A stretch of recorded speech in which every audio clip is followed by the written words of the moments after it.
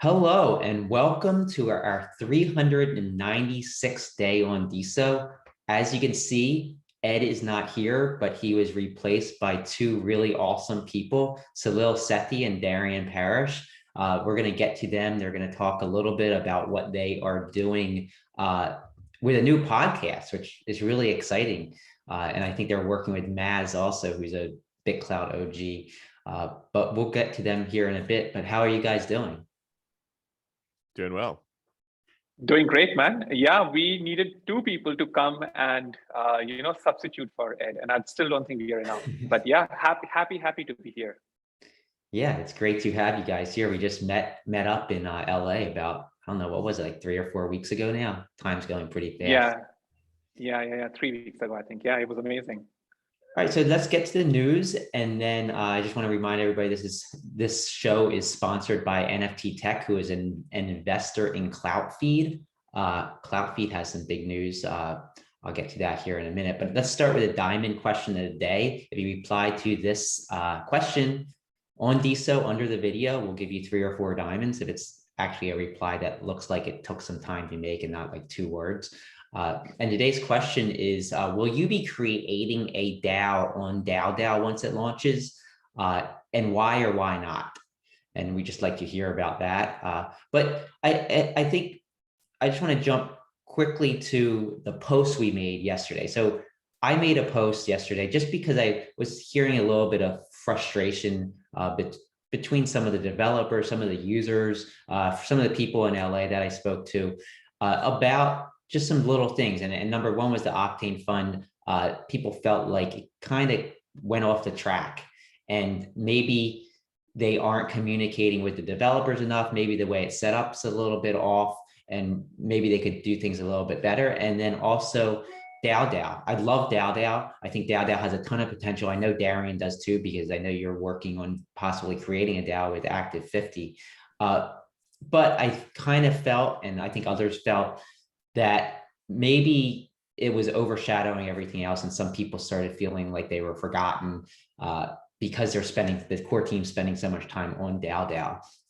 But Ed Moss replied, and when I say he replied, he basically wrote a book this morning. He posted it early this morning before I was up, and I had time to read it in my rushed morning. I read the whole thing, and I have to say that if you haven't read the post, go to the Mossified account and read it. I feel a lot more confident after reading it, and I feel really positive that somebody like Ed is behind the scenes and is so passionate about things. Did either of you guys have time to read it yet, or?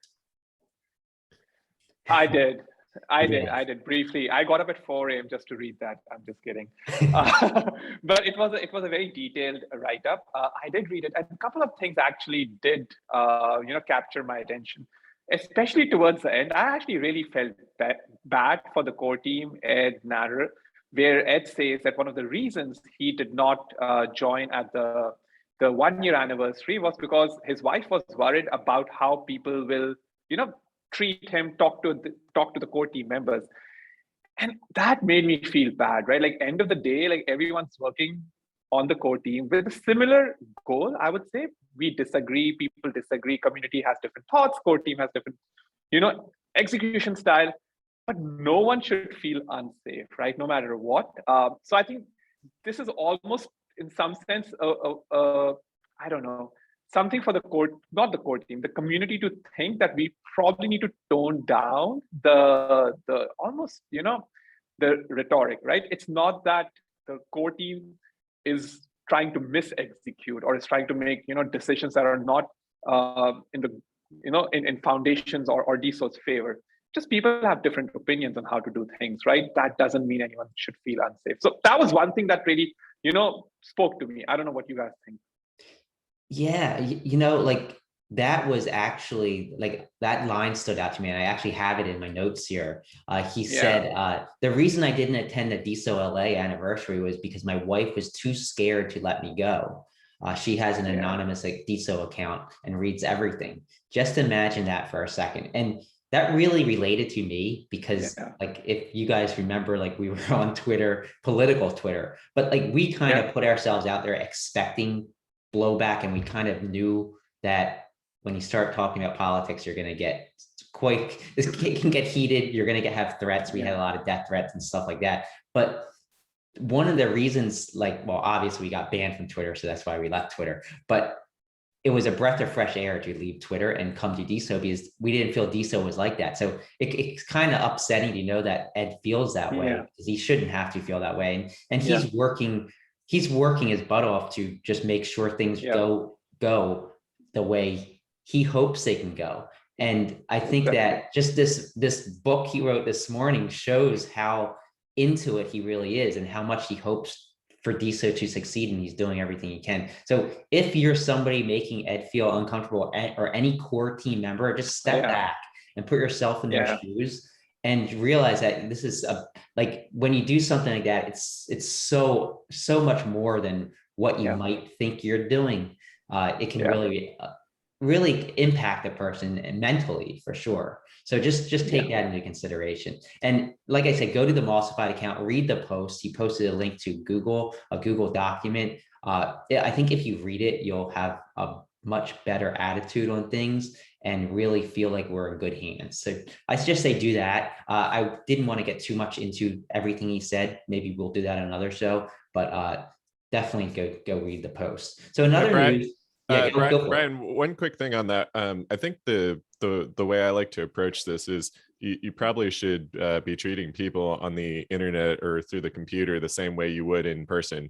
Yeah. So I did notice that there was a lot different behavior towards Natter and Alex at the and Fast Freddy in person. You know, a lot of people who had been saying pretty heavily negative things directed at them personally on posts were all friendly and, you know, shaking hands and hugging in person. And so, you know, I think that reflects a little bit of, you know, the people knowing that it's not great to be doing that kind of posting online, but they can do it, you know, a little bit hiding behind the screen. So I think it's a good approach. Just, you know, do the act the same way you always do, you know, be genuine, whether it's through the screen or in person. And I agree on that point. That was unfortunate. I didn't know that about Ed. I haven't gotten to that part of the post yet, but I think Ed's, like you mentioned, doing a great job. You're really sharp product guy. I think DAO definitely came at the expense of some of the protocol stuff. So I do wish there would have been a little bit of segregation of duties there of the team. But from the leaked DAO video that Natter had, we saw that even pretty much everyone was on the DAO project. Even Stephen from Diamond App was working full-time on DAO stuff. It looked like everyone was on DAO, and that became the focus. So hopefully the payoff's good. You know, I'm excited about DAO, but I think it painted a clearer picture of what was going on behind the scenes. And you know, why everyone was frustrated is the core team was clearly focused on DAO for a long time, wasn't communicated fully to the community, but I think we got to recognize the efforts that were made for DAO, and if it is a big thing, you know, this is great that Ed's leading the charge there. I'm excited to read the rest of the post. Ed's a net win for Deso for sure. I just think we need to figure out how we grow the core team enough so we can focus on the protocol and still have, you know, DAO coexisting. Yeah, totally agree. And that's a really good point. I think we tend to dehumanize people when it's behind a keyboard. Once you actually talk to them on the phone or you meet them in person, I think things change drastically and you become more human in their eyes and they become more human in your eyes. And I think that your point about Ed Moss, I think he is definitely a net positive for this community. And I think my biggest gripe wasn't so much what happened with the Octane Fund and what's happening with DAO, but more so just a lack of communications. And I think after this morning, that's drastically changed. I think we all understand everything better. And I just like to see maybe once a month they could put out a post kind of like this, just to give an update. But yeah, let's move to the next piece of news, and that is Cloutfeed. They're actually rebranding themselves as Desofy, and you can go to their website, desofy.app. The app will be available soon. They didn't give it exact timelines, but when it does come, it's going to have many big features, lots of changes. But I think more importantly, they tend to market this towards a wider audience outside of Deso, and I think that could have a major impact on onboarding people. And I think it's a really clean, well, Cloutfeed's really clean right now, but from some of the images I've seen, it looks like Desofy is going to be really kind of something that people can relate to, I guess. And this desofy.app website's really awesome. It mimics a lot of the colors of the deso.org website, so it kind of ties things together, I think. But yeah, I'm really excited about this. And I think it has the opportunity to help the onboarding flow a bit. Any opinions from you guys, or should we move on? Yeah, I love everything Raval is doing. I think he's been amazing all of last year. So yeah, like Cloutfeed is an awesome app, and super excited to see what he does with Desofy. Yeah, I think I agree on the style and color combination. It's nice to have that tie into Deso. I'm gonna wait and see, and then maybe provide some thoughts. But Cloutfeed has been sort of my staple for mobile, so love that there's a renewed focus on it. Yeah, definitely. And like I use them every day, and I'm not saying that just because NFT Tech's sponsoring us. But yeah, I want to move on to Dharmesh. Dharmesh actually replied about one of our videos, and it was really great. Like I loved hearing it. It made us really kind of take pride in what we're doing, I guess. And he said, "Hey, Krasenstein, thanks for all that you both do for the Deso community. I've watched 95% plus of all your episodes." So that's probably about 300 episodes, maybe 320 episodes. All of your episodes you've published. You have just the right mix of positivity, optimism, and reality pragmatism. Just watched number 395, and your observation that the Deso core team are builders and not marketers is spot on. We all do what we're good at and comfortable with, including myself. I love builders, and that's why we need some marketing to help their work spread and shine. And I think we kind of all agree that we need better marketing. And Ed actually talked about this in the post. He said that they hired some agencies and it didn't work out as they thought. They're looking to hire more people to help with marketing and really get a solidified plan. I think they're probably waiting for after DAO and their hard fork to really start any marketing. Yeah, no, congratulations, Dharmesh, watching 95% of your videos. I would say that's a big achievement. I was doing math in my head. That basically means he's seen your videos for 20 days straight, assuming he sees it for 8 hours each day. So that's awesome. Yeah, and thanks, Dharmesh. Dharmesh or Dharmesh? I probably pronounce it wrong every time, sorry. So Twitter's board has officially agreed to allow Elon Musk to purchase the company for $44 billion. This is big news, and Nader actually made a post, and something that stood out to me. He said, before Deso had to win by beating Twitter, now there's a new path integrating with it.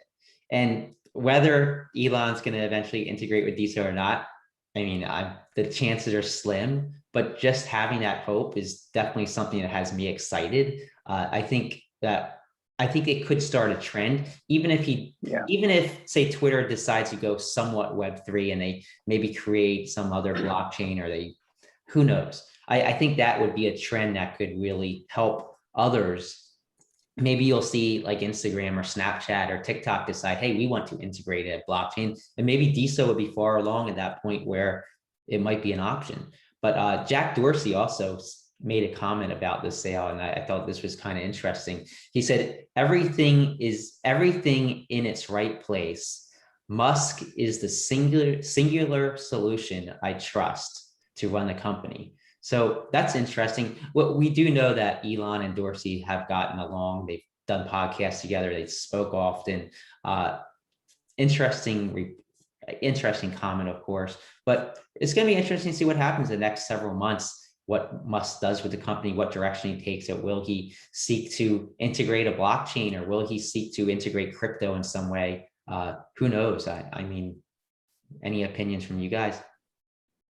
Well, I think Elon's definitely going to be trying to innovate and do it rapidly. We've seen that with every company or project he's been a part of. So I think we'll see some more experimentation, and maybe we'll actually see it roll out a little bit in sort of test phases. Whereas before, I think some of the stuff really was tested behind the scenes and either got killed off before it ever saw the light of day. So I'm hoping we get more sort of beta features and stuff, and then let the community decide. I think that's what we're hoping as more folks get exposed to these Web3 concepts and things that maybe will be in Deso's favor, we can see how Twitter users respond to it, and that will be good feedback for Deso. So I'm hoping that's what will happen. We'll have a little more experimentation, but no one really knows. But I'm excited for change. Change is often good, and we'll see what happens. Yeah, for sure. So close things off, Elgin, he aped into 100's coin, another $10,000. I think he bought either $5,000 or $10,000 worth of 100's coin about a month ago and said it might be the precursor to something later on, which was interesting. I see Salil's probably looking that up right now. Yeah, I am. Yeah.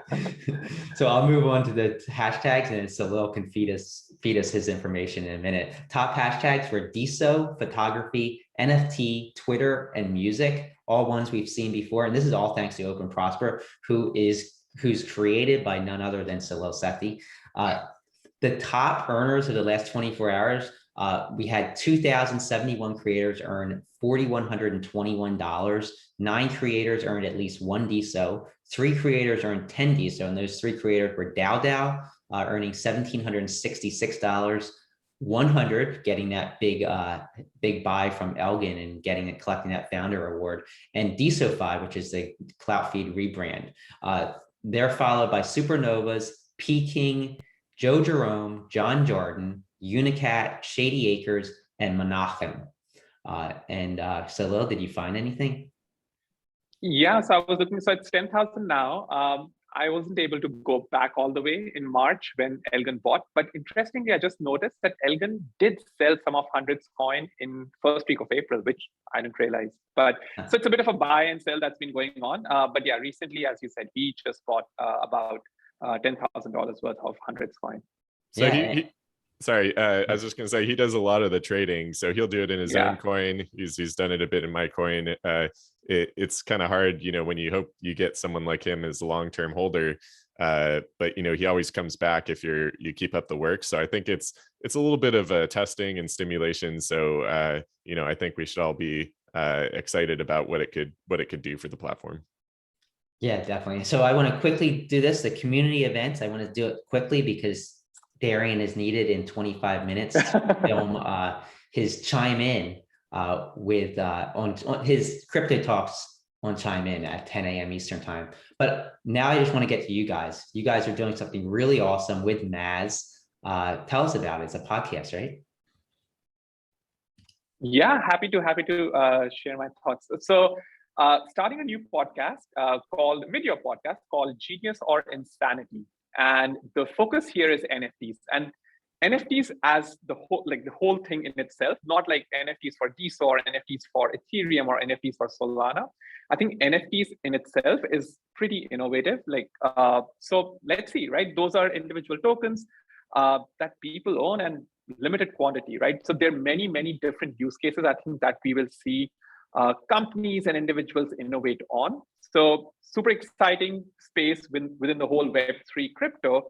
So yeah, 3 of us got together and we thought it might be an interesting time to, do something that's simple, easy to understand, and, bring numbers and make it insightful. Yeah, and I had an opportunity to watch the first episode. You sent me a link, and I love it because it's like you talk about a particular project and then say, hey, is it insane to invest in this, or is it actually something that we should be doing? And how can people find your YouTube channel? What's the best way?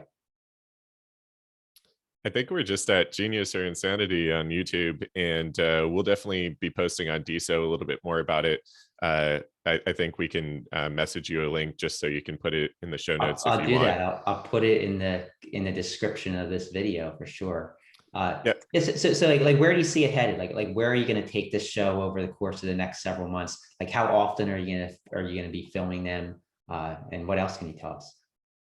So I think the goal is weekly. We didn't want to commit to anything up front because we're trying to have some fun, trying to explore some new communities, and we'll get some guests on the show, trying to innovate a little bit on what we can do with data and do something different than everyone else has been doing. I think there's a community angle that's been a little bit ignored. Everyone's sort of just looking for the hot project, what they can get in and flip. But Celia and I have been passionate about getting deeper in the community. We know Maz has too.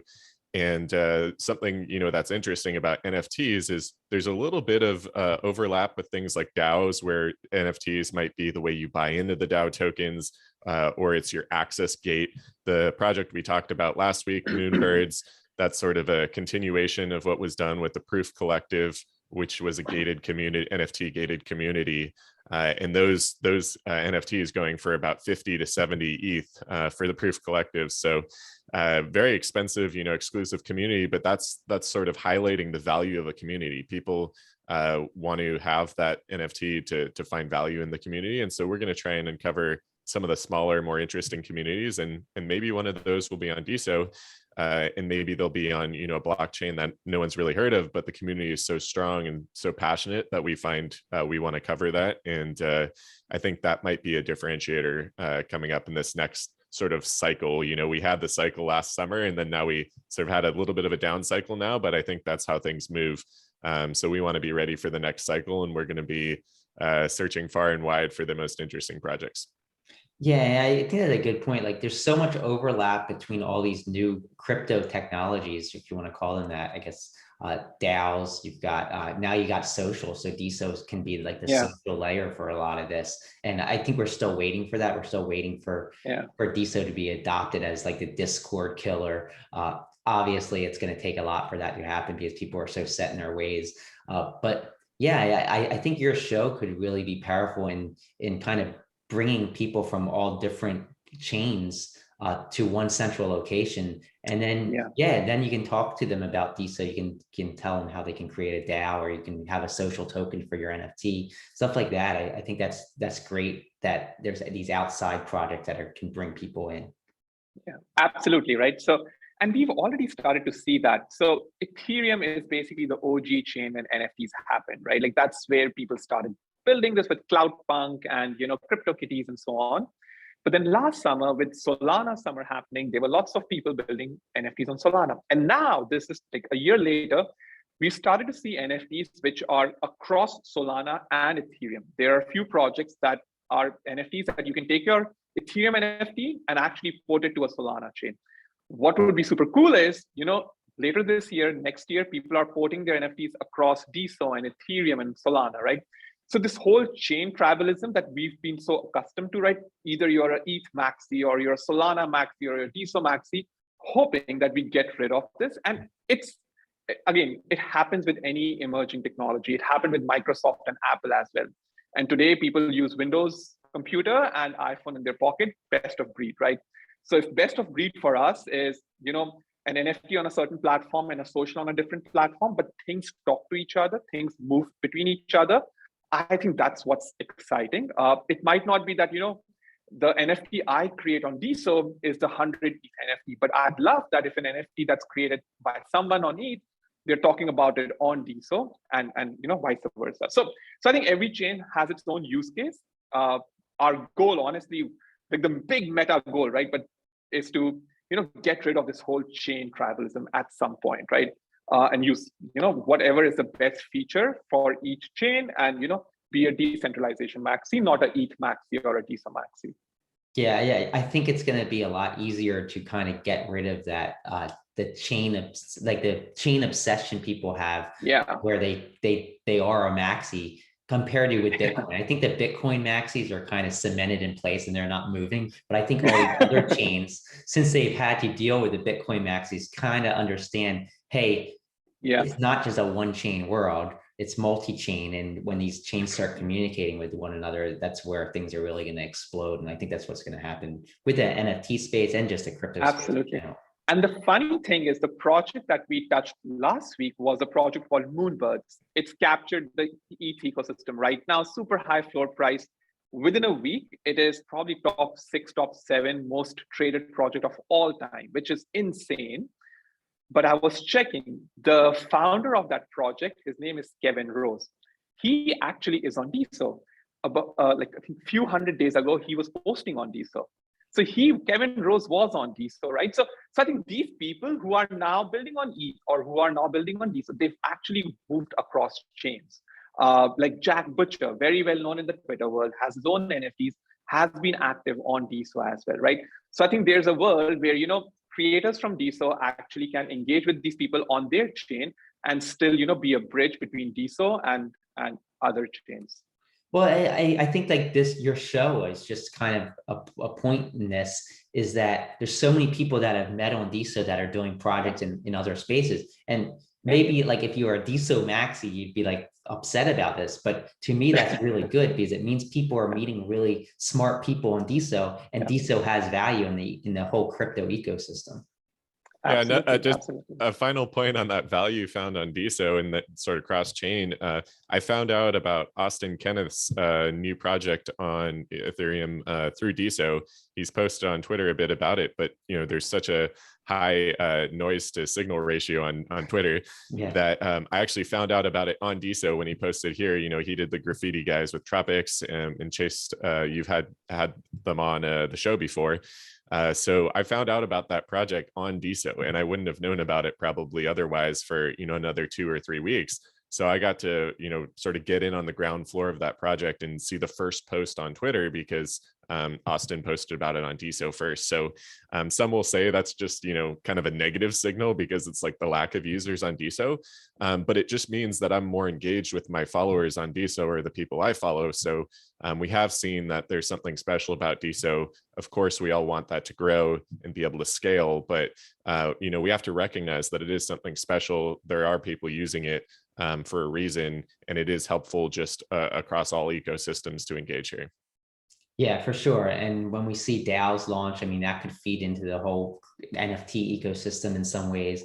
Social tokens have in the past, they've kind of died down a little bit, but I mean, you see that's like an incentive for NFT artists to at least create an account here. They don't have to be minting here, but they could be creating an account and using it to market their NFTs elsewhere. So I think it's all going to work out and kind of merge. The chains are going to kind of come together in a way.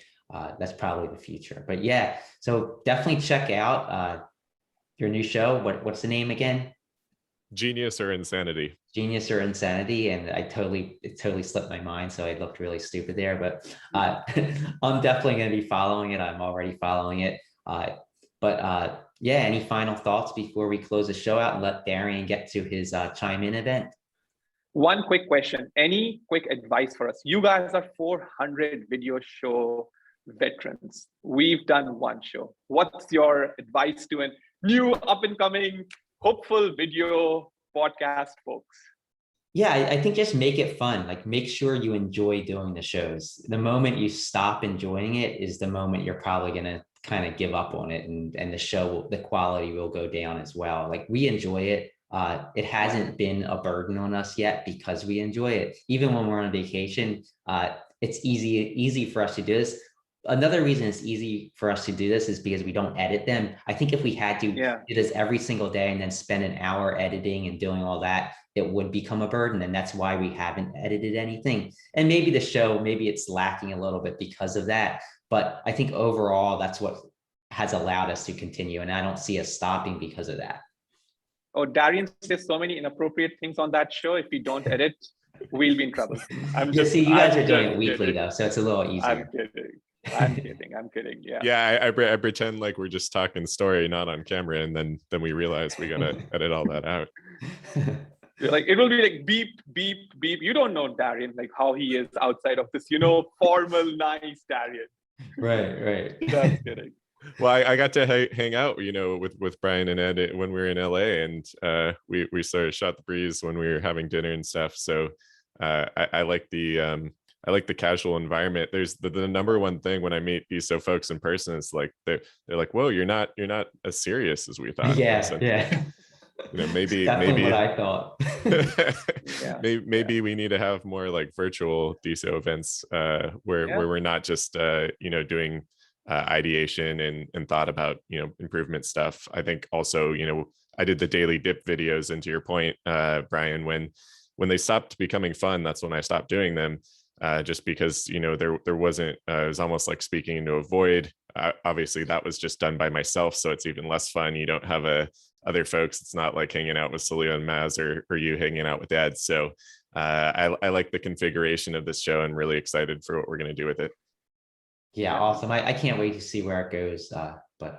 Yeah, I'll let you guys go. Awesome. And it's been a pleasure speaking to you all. Likewise. Thank you. Let's stay in touch. Thanks, Brian.